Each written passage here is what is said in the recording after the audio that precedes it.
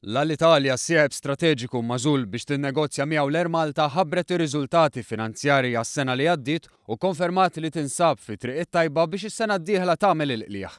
Fil-fatt, is-sena li għaddiet naqset it-telf bi 381 miljun euro. Konferma ta' kemm is-sħubija strateġika mal-Etihad qed tbiddel is-sitwazzjoni tal-Italja. Fil-fatt l-2015 kienet l-ewwel sena minn pjan ta' 3 snin.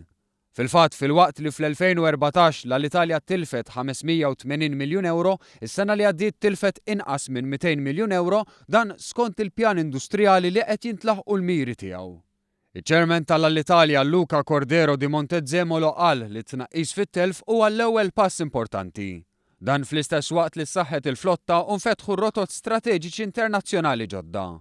Għalih fl-2017 tibqa' l-mira tagħna għal Montezemolo li kompla jgħid li ftit huma l-linji tal-ajru li jagħmlu bidla radikali bħalmi qed tagħmel l-Italja bħalissa.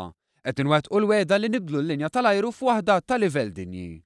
Is-sena li għaddiet l-Italja ġarret 22 miljun passiġġier u rapporti ta' esperti tal-avjazzjoni spjegaw kif is-sħubija mal-Etihad kienet kruċjali għall-Italja.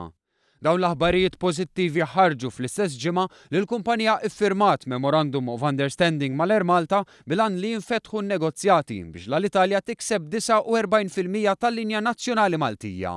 Biex fil-waqt li tibqa' fidejn il-Gvern Malti, l-Air Malta wkoll tibdel il-ġejjieni tagħha.